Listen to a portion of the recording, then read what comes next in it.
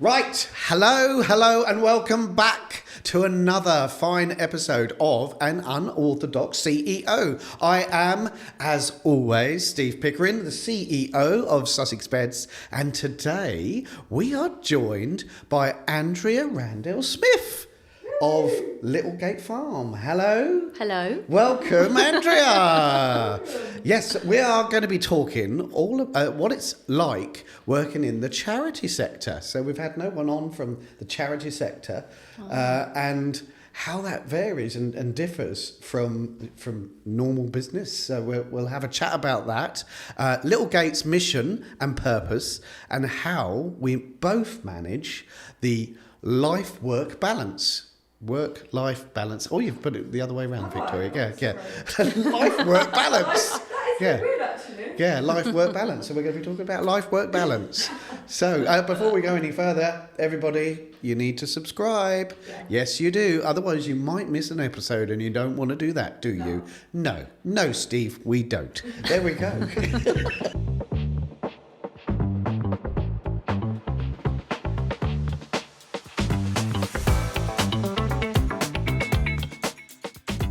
So welcome, Andrea. Thank you. So you're in the charity sector, CEO of Littlegate Farm. Yeah. Did you ever set out to be a CEO? Absolutely not. No. No, that wasn't something I ever thought I would do, or I didn't think I really aspire to be one either. No. That was never crossed my mind at all. Tell us the journey of how you found your way to being CEO. So I started at Littlegate 10 years ago. 10 years, Which yeah. is 10 years ago on the 1st of September. It's gone really quick. I started there as the first job coach. Yeah. And I think at that point there were about 7 people working at Littlegate Farm. Yeah. And in 2019, the founder, Claire, she announced that she was stepping down. And some people said to me, do you think that's something that you might apply to?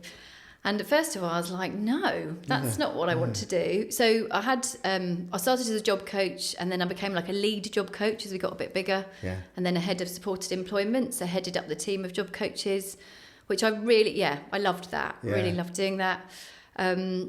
And then, when Claire announced she was leaving and the job was advertised, lots of people said, are you going to go for it? And I was like, I don't know if I want that. I love what I'm doing. I'm really comfortable in what I'm doing.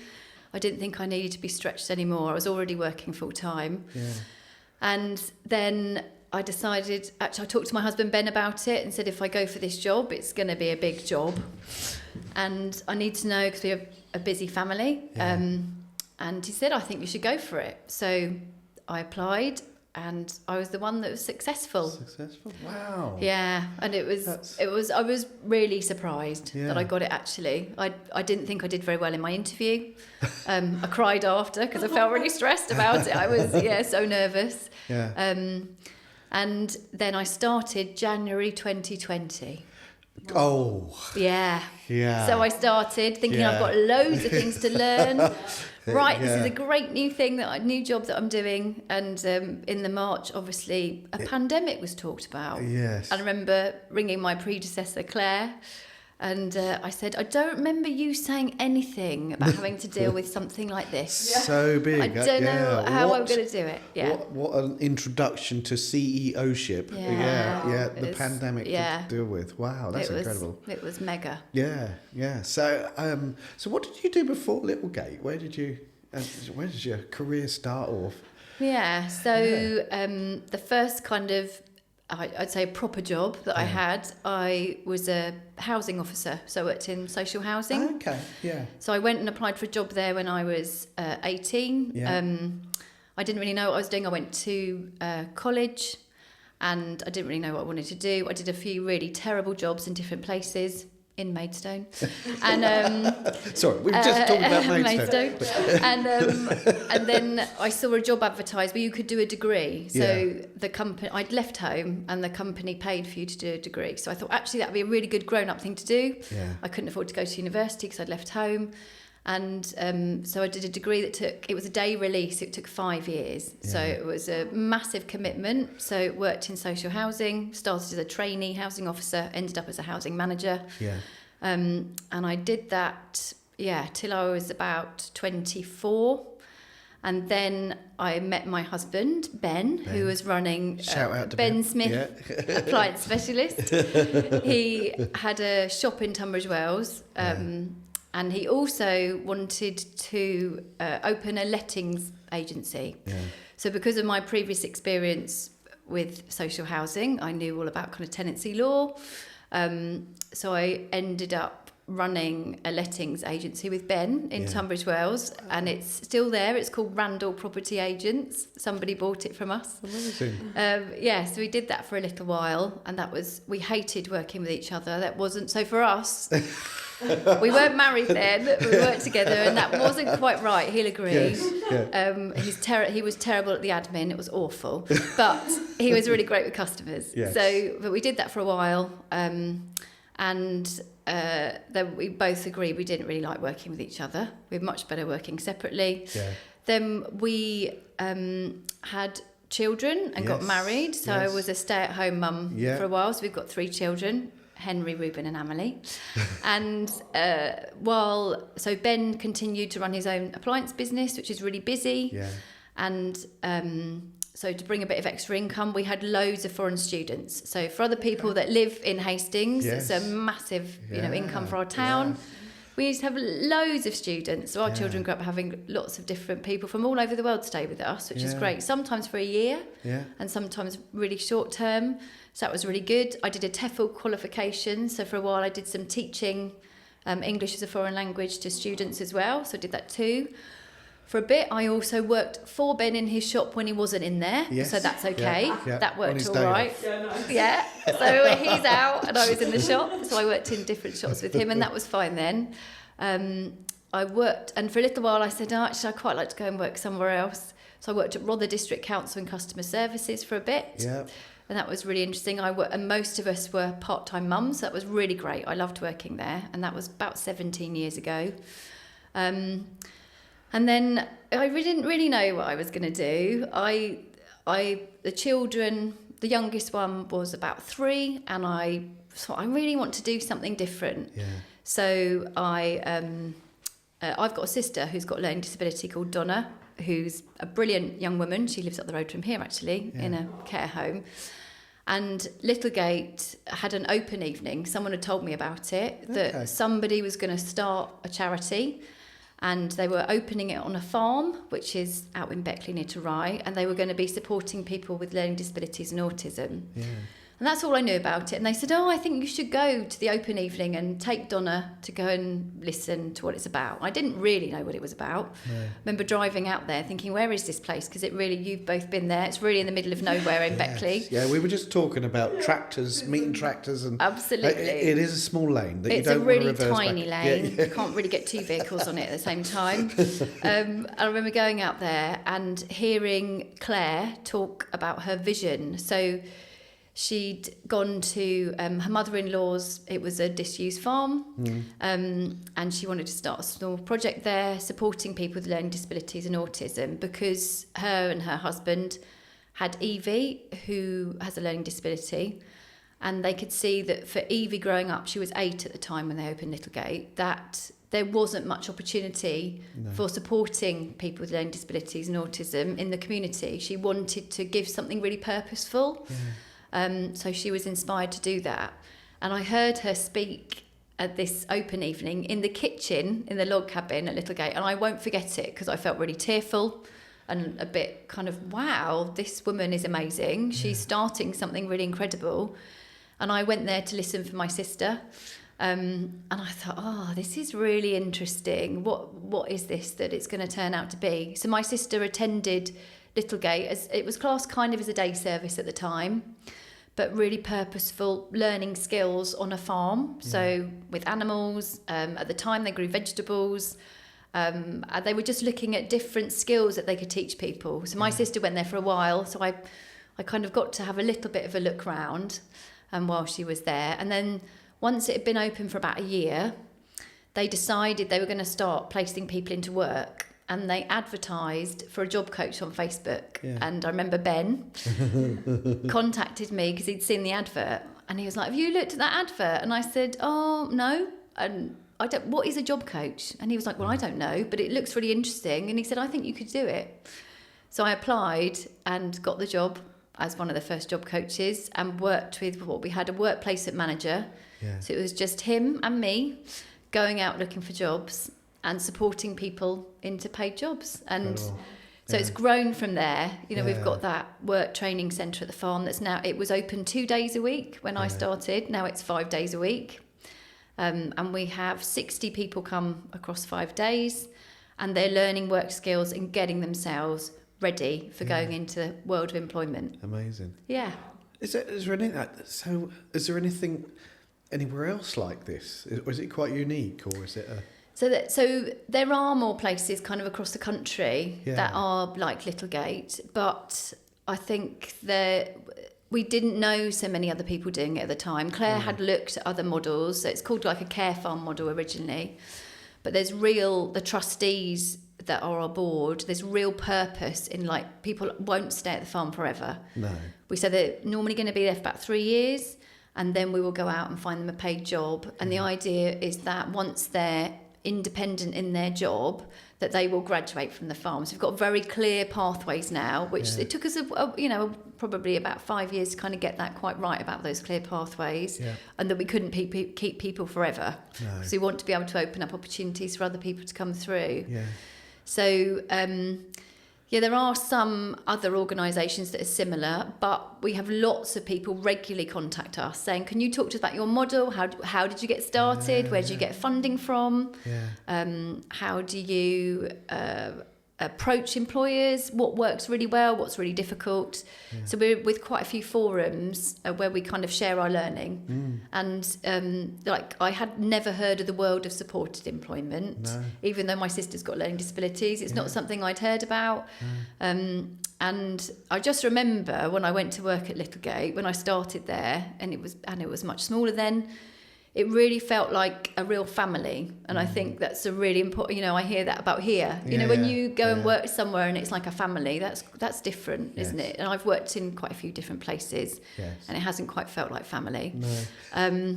So I think that makes a real difference. And also about working with people that want to bring the best out of the people that you're serving, but it means you're bringing the best out of the people that you work with as well. It's like everybody's improving their skills and learning all the time, and that's a different kind of place to work, I think, than just going and do that. This kind of work, it's a vocation. You can't just come in. It's not just a job. No, it isn't that, because it's challenging at times, but it actually, we talk about we're transforming lives by getting people jobs, and having that value and a very clear purpose makes a real difference to the work you're doing. I think that's the word, isn't it? Purpose. And so often in business, you build your business around a purpose, but you don't get a stronger purpose, do you, really, than a charity where you can see and feel it, isn't it? Yeah. And without really a financial, it is a true purpose, and you can see why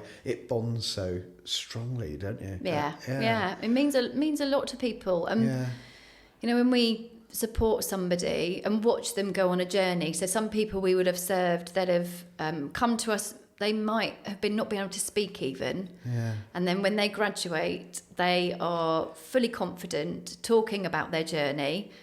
So proud of the job that they do, that they've gone into paid work, and they have opened up their social life. They're part of a new team in the place where they're working. It means so much to our guys.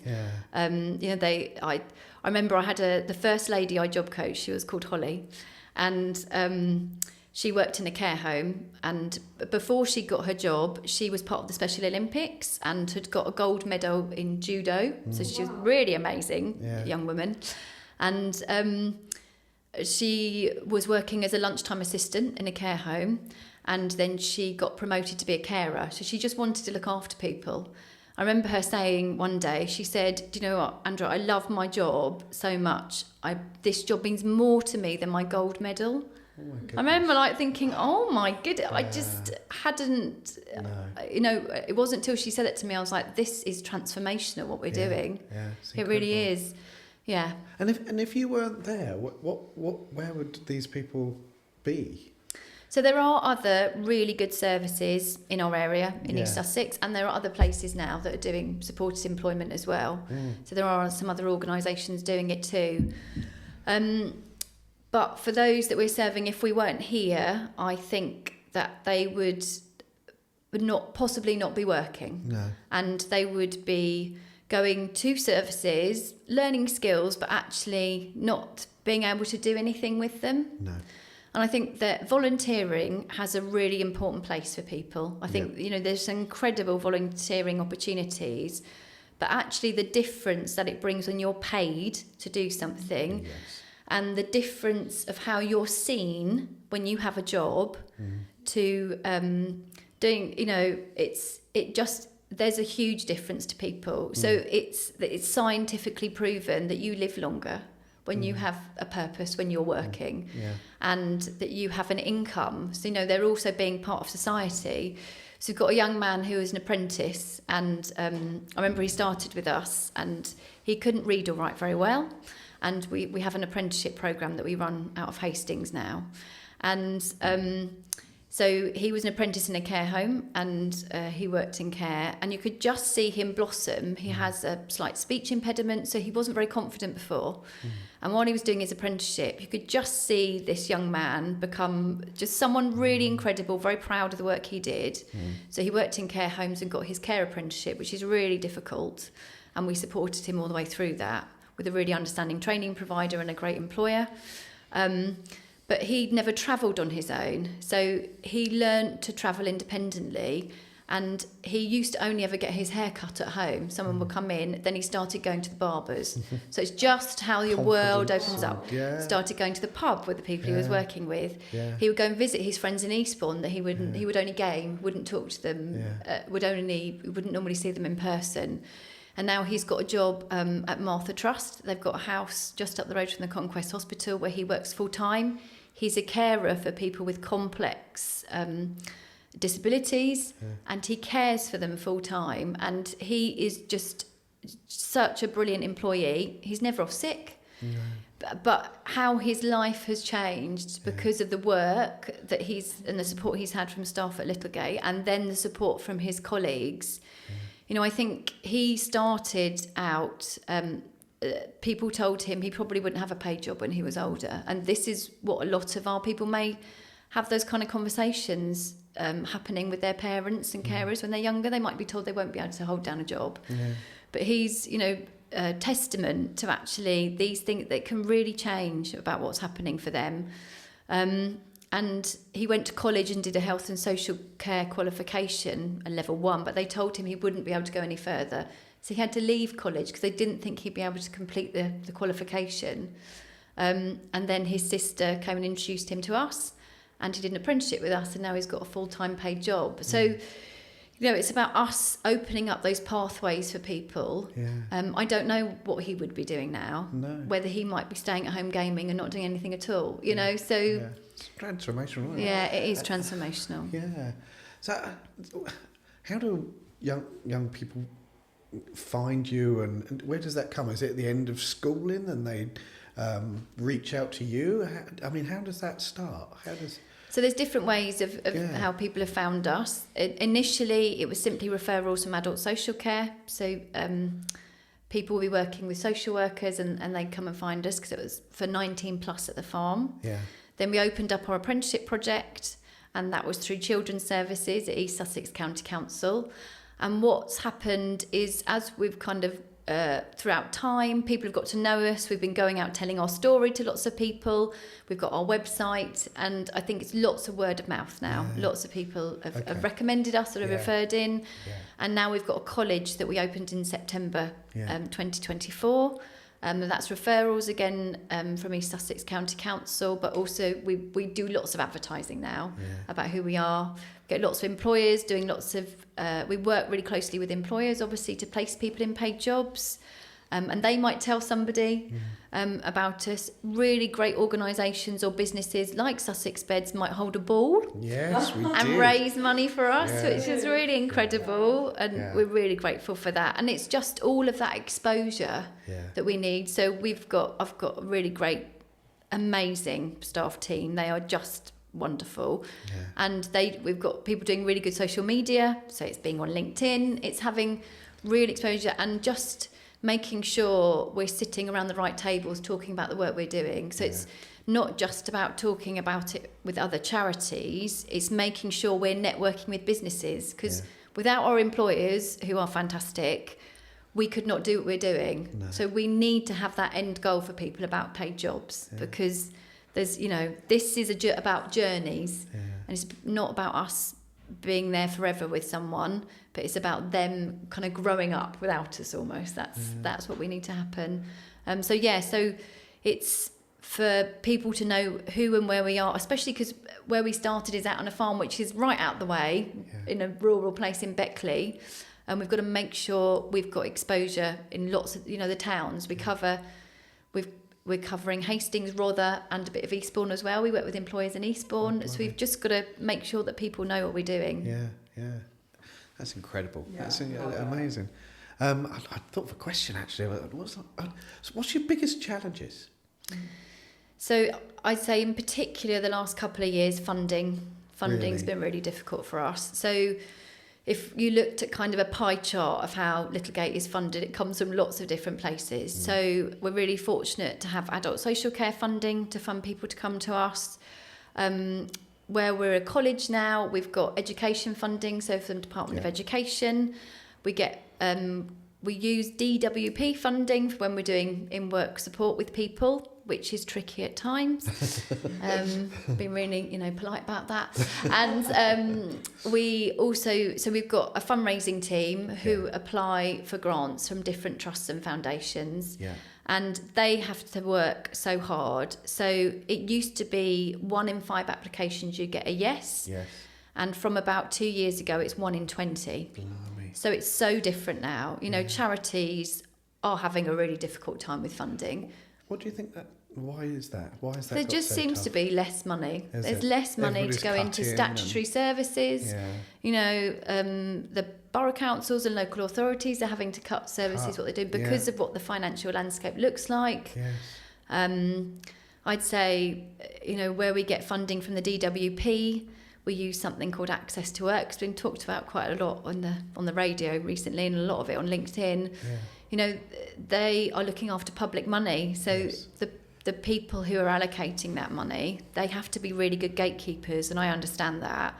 But our guys, they really need to have their support paid for. Yeah. And actually, it seems really short-sighted if we're not funded from the beginning, because supported employment is expensive. It's very intensive at the beginning, but we have job coaches that are specifically trained to develop people while they're in work. They'll go in work and support them, and they'll support the employer too, for them then to be independent. So actually, all of that funding needs to go in at the beginning of that journey. But actually, when a person becomes independent in a job, it means they're not relying on day service funding. Yeah. They're earning money, they're paying tax, and they're then paying back into that economy that has been supporting them. So then hopefully they will come off of benefits and perhaps they'll get more hours, so they'll earn more money. So it's so short-sighted not to fund the kind of work that we're doing, because actually... over a lifetime, you can save hundreds of thousands of pounds that would have been used from like an adult social care budget if they were kept in day service for the whole of their lives.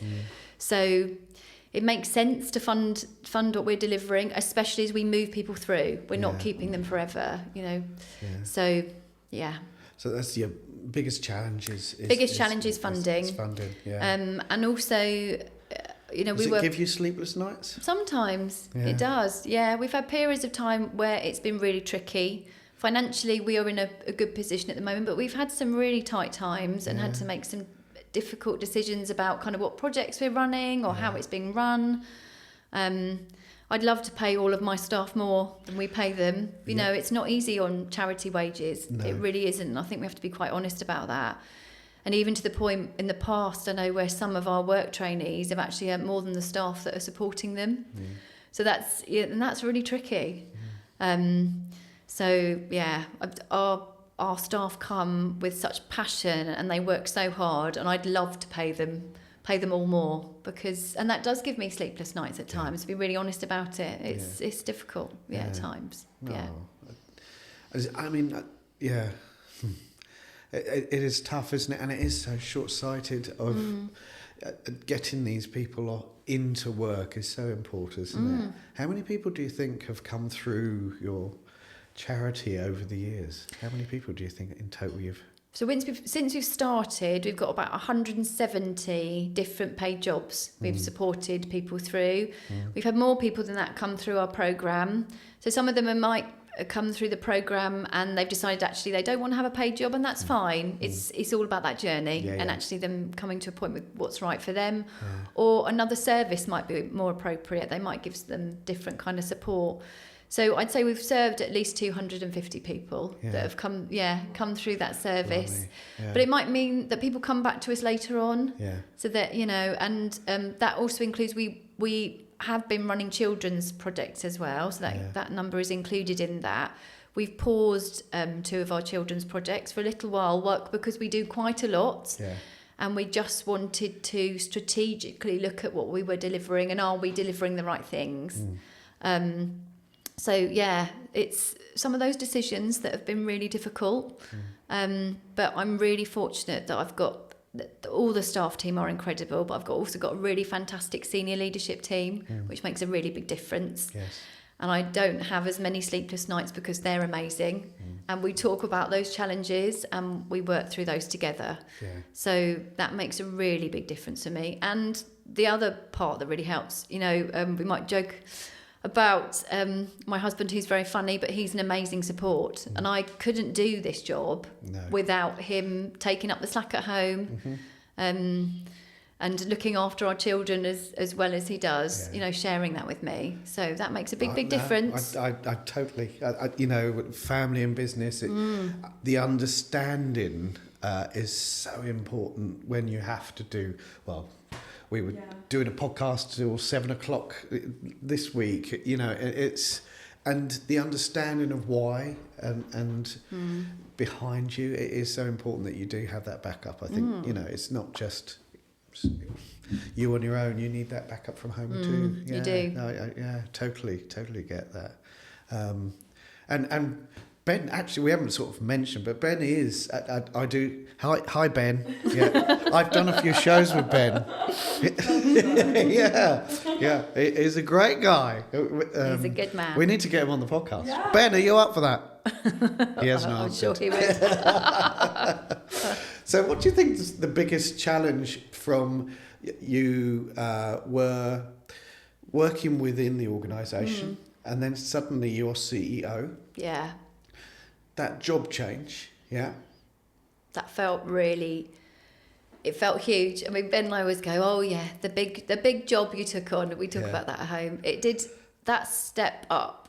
It felt enormous. I think because I talked about at the beginning, I was really comfortable in the role that I already had. So I was part of the senior leadership team, really enjoying that, and I didn't really take work home with me too much. No. So I think that was a big part of it, about preparing myself for, I had to not be so operationally involved. Absolutely, That's a really big difference. Yes, and even though I talked about that in my interview, I realised I mustn't do that. It's really difficult when you've been right in it to go, I need to let the people who are doing those jobs, because totally trust them that they are doing it, but be that sounding board as well. Yes. And I know my tendency, I love helping people, and I also really love being operationally part of the organisation. So I love job coaching. That was one of my favourite things. I love doing employer engagement. So I had to really step back and stop myself. And it's interesting actually, because when you're a job coach and you go and support someone in work, it's a bit similar about this step up. So I'll explain why. When you're job coaching someone in a place of employment, you have to let that work trainee shine. Yes. So the best advice I remember being given was, you need to sit on your hands, you need to bite your tongue. So you need to let them do their work, and you almost need to let the work training make mistakes if they need to. That's how they're learning. So I remember when I became CEO, I was like, I've got to do that. I've got to sit on my hands at times and bite my tongue unless I'm needed, unless I need to step in. So I really had to keep telling myself that. I was like, no, just stop, Andrea, and just observe. Absolutely. It's lots of observation.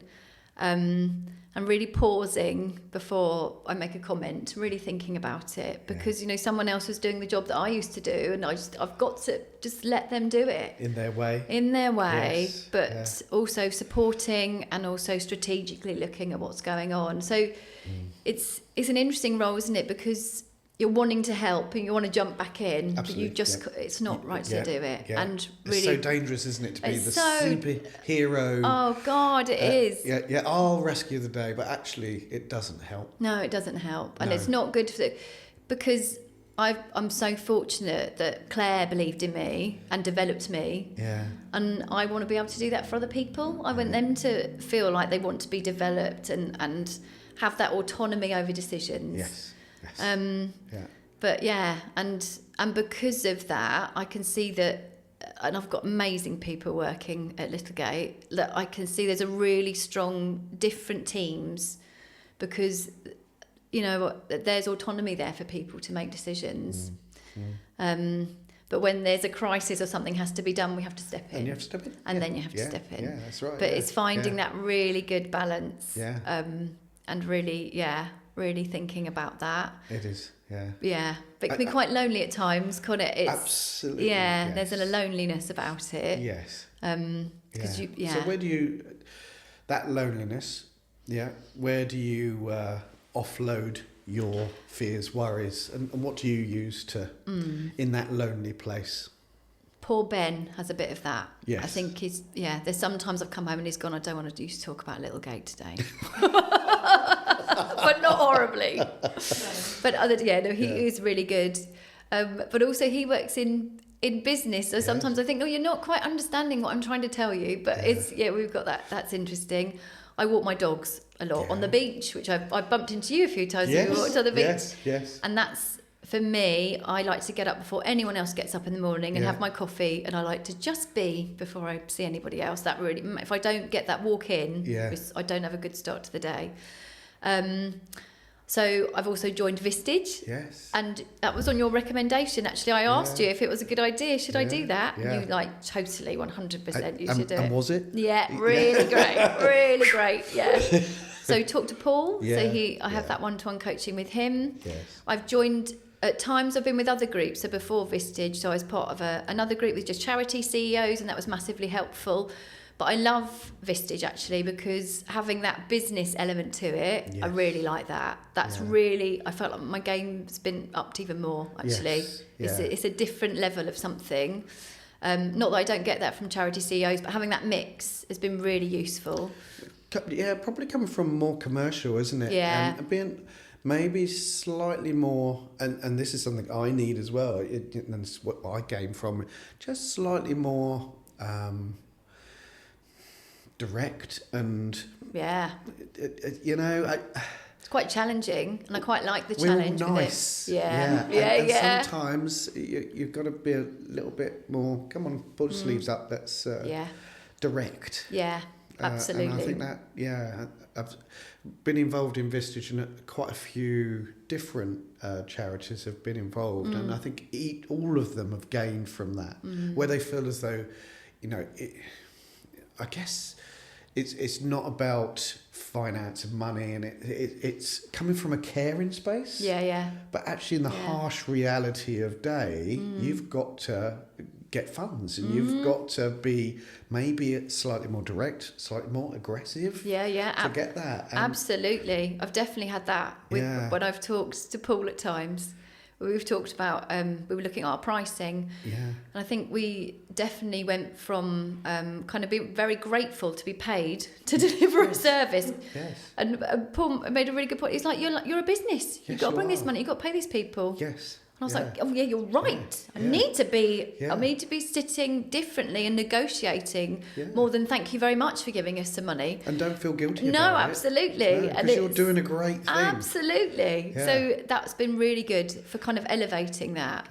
And interestingly, I've just gone for a coffee with a fellow CEO from a charity. She's not been long in post, and you know, just realising we need to do that sometimes, because obviously you need to go and have a bit of a moan sometimes, and that's okay. You've got to offload somewhere. Yes, you have. And it's not right to do it with the rest of your staff, because that's not really good. But us being able to do that and talk about the different challenges and come up with some other ideas for each other. So that's really lovely, and I think I'm hoping that's going to continue, because that's a really nice relationship to have.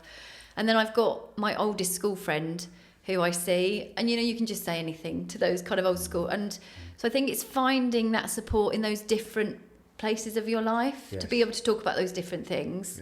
So I'm really lucky. I've got a good network of people. Good. That is good. Yeah. And I like to talk. That's a good thing. Passionate. And where would you like to see Littlegate in 5 years? Oh, that's a good question. Yeah. So we opened our college in September 2024. We've already had our first Ofsted monitoring visit, which went really well. So that was a real relief. So I suppose the college being more embedded. They've got an amazing staff team as well. And just having all those processes in place that they need. They've got everything they need, you know, to do brilliantly in an Ofsted visit, but for that to be really embedded. And because it's a new, you know, practically new project. So I suppose what I'm saying is consolidation across the whole organisation. We grew really fast. So when I started, I said there was about 7 staff there, and then when I took over, I think, I don't know, we probably had maybe 30 to 40, and then now we've got about 70. So a lot of people are part-time, but we've grown really quickly, and you can kind of feel that growth, and I think you can probably understand that experience. And it's about all of these processes we have. There's a lot, I was talking to you earlier before we came in here about all these different ways we have to recruit and everything else. We have to have all these statutory processes, but ensuring that everything is also simplified. You know, we did have a saying a while ago, like at Littlegate sometimes we like to have 20 people involved in a decision, and actually we don't need to do that. So really looking at simplifying things for people, but ensuring we've got everything that we need. So and communication. And oh my God, communication. With going from 30 to 70, you know, that is just immense, isn't it? Communication is one of our biggest challenges, and you know, it's probably the one critique we get more often than anything, and we try as much as possible to communicate properly, but and the bigger you get, the more complex that gets. It's so complex, and you're right, we've had feedback about communication, and we've been thinking about, you know, how can we do it better, and we like to try and do an all charity team meeting about 4 times a year. That's a lot of people to get together, and there's a lot of parts of the service that needs to be managed, so you can do that, but that's vital to be able to have, you know, really clearly talk about your vision and what you can see coming, what's coming next in this financial landscape, and what's coming next for the service, and talking about the kind of cohort we're supporting. You know, so even when we were opening the college, you know, we had to go and do lots of discussion with staff about what we were doing and what was happening, and showing all of our stakeholders that the college was very much part of our main mission. It's also about getting people into paid work. So, you know, checking that everything we do is about that, and not getting sidelined into doing something else. It's going to bring some money in. So it's really important to think about what you know, checking that what we're doing is about that main purpose of getting people into paid work. That's that's fascinating. What a fascinating chat, actually. I could go on for hours. Cool. Well, is it time for some quickfire questions? Do you want some quickfire questions? Quickfire, okay. Yeah? Are you ready for this? Okay. I don't know if I'm ready. It's not an interview process. Okay. It'll be fine. Let's see what Victoria's prepared for, shall we? Ready? Okay. Are you ready for question number 1? Number 1 is, what is the most rewarding part of working in the charity industry? It's watching people grow and blossom. Not only the people we serve, but also the staff. That's the most rewarding bit. I've never got that from anything else. No. Yeah, in work. Fantastic. Yeah. Yeah, there we go. Okay, question number 2. What is your go-to dinner after a long day? I'm pescatarian, but I love a veggie chili. Oh, okay. Yeah, I Yeah, love that. Pescatarian, that's fish. I eat fish, Yes. but I love a veggie chili. That's my Okay. yeah. Okay. So what is your favourite fish? Is my favourite. I love salmon. Actually, I Yeah. really like it. Yeah. Okay. Good brain food. Yeah. Brain food. Yeah. I like a scallop. Oh yeah. Yeah, I love That's a very scallop. posh, Steve. Oh, is it? Oh, well, I know, you never get many. No, really 3. tiny. It's like, oh, Oh God. never seem to get enough scallops, but there we go. Question number 3. How can people support Littlegate? So there's lots of ways people can support Littlegate. Yeah. So it could be an employer Yep. who could be interested in talking to us Yeah. about offering a work placement, paid job. So we've got our littlegate.org.uk. People want to go on our website. Yeah. People could become a friend of Littlegate. So you can do a monthly subscription. So it might be as little as £3 a month. Yep. They could sign up to be a friend of Littlegate. If anyone's feeling they'd be able to support with any bigger funding, that would be amazing. Yeah. Recommending us to funders, that is also great. Cool. And we do have a Christmas fair and a summer fair, so people can support us that way by coming to those. Tomorrow is our Christmas fair at Manor Barn. And where's that? That's at Manor Barn in Bexhill. Yes. We don't have it on the farm; it's too muddy for Christmas. Yeah. We've had issues with that in the past. But our summer fair is held at the farm, and that's usually in June. Yeah. So we normally get loads of people come to that. It's lots of fun. So people can come and support us that way. And if people can't do a work placement with us, or they weren't able to do a friends, it's literally sharing our story. Yeah. And I think for people to share what we put on LinkedIn, share what we put on social media, to like those posts, and so that it gets out even further. So, I know it's difficult times for people financially. So actually, if that was the one thing that people could do, that would massively There we help go. us. And that costs just like nothing. and share the post, costs nothing. Costs nothing. Yeah. Oh, great answer. Okay, and the 4th and final question, you'll be glad to know. What are your escapes outside work? Okay, so I've just joined the Pure Gym.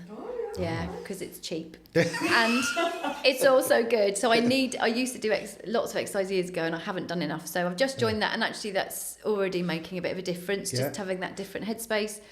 Walking the dogs. Yes. Yeah, is really good. Yeah. But also, I am a member of Hastings Punk Choir. Ooh. So Are you? yeah, Wow. so I joined it about 2 years ago. Yeah. And I heard them sing in the town, and they are a lot of fun. They are the most. As a bit of a shout out to Hastings Punk Choir. They are the most fantastic group of people. Yeah. And they do quite a lot of gigs around the town, at different places. And we meet on a Monday night at the Electric Palace, and we have practice there. And it's a lot of fun because it's quite, you do really good singing, but also different kinds of songs like The Clash, all kinds of other songs. Bit of shouting, a bit of swearing. So it's really great for and it's just completely different to work and home. Yes, I go there, I don't have to make any decisions. I don't have to cook anyone's dinner. I can go and have a beer with them and sing. And it's, that's probably, it's a really good release for me. Yeah, it's a lot of fun. Yeah. Love that. Wow. Yeah. Yeah. Probably a bit like your Amdram. It is, yeah. I think it's probably a bit like that. Yeah, I had a good sing song this week. Yeah. Yeah. I was singing. What was I singing? Beauty and the Beast. Slightly different. It's a bit different to some of our songs. Yeah, I think, it is. Yeah, it's not really. Not as cool. So we normally have a tip of the week. Yeah. Okay. So what would we say is tip of the week? I suppose. Go on. Go on. I think I talked about how going and having that coffee with that other fellow CEO this morning. Yeah. And that's been, apart from this, of course, Yeah. one of my favourite things to do is just to go and find your tribe. I'd say that's a tip. Okay. Find your tribe. Yeah. And find those people that you can talk to for all those, find people for all those different things you need to talk about. Yeah. You know, and I think that's really important. Yeah, really Brilliant. important. Yeah. Yeah. Great tip. Great tip. Yeah, take that on board, people. Well, you'll be glad to know that's it. I've enjoyed it. Have you enjoyed it? Yeah, I have. It's lovely. Wait, come back. Yeah, that's I want really to come back. lovely. Come back. It's brilliant. Because I think there's so much more. there's so You know. Okay. And I love your passion. And when you talk of being a CEO, the things you say are absolutely spot on about the trust, the autonomy. I think a good CEO, looking ahead, but I can see why thanks, Steve. you are CEO of Littlegate. Oh, The thank passion and the experience, and I could listen to you for hours. Oh, I don't think Ben would say that. Sorry, Ben. So that's the end of our podcast. So I need to sign you off a bit. You see, I have to read this now. So next week, we will be joined by my very good friend and actually probably my show wife. Paula does know. Samantha Jordan will be joining us next week, and we'll be chatting all things gang show and shows, singing, and all the stuff that we do together, Amdram-wise. Because I've produced the gang show with Samantha. Oh, yeah. So, so we'll be talking all things gang show and showy. So, yeah, if you like shows, you can't miss that one.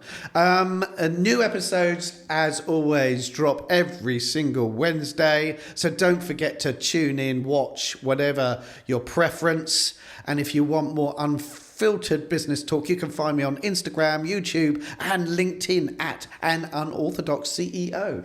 I've got that. I don't ever get that wrong now, do I? Yeah, I will next week. Oh, well. Anyway, so if you're watching or listening or whatever you're doing in the morning, good morning, and thank you for tuning in. If you're walking the dog, if you're on the treadmill at Pure Gym, listening to this wonderful podcast, then thank you very much. And of course, as you're snuggling into your Sussex bed, have a good night, listen to the podcast. I hope you get to the end. You probably won't, but we'll see you in the morning. Thank you.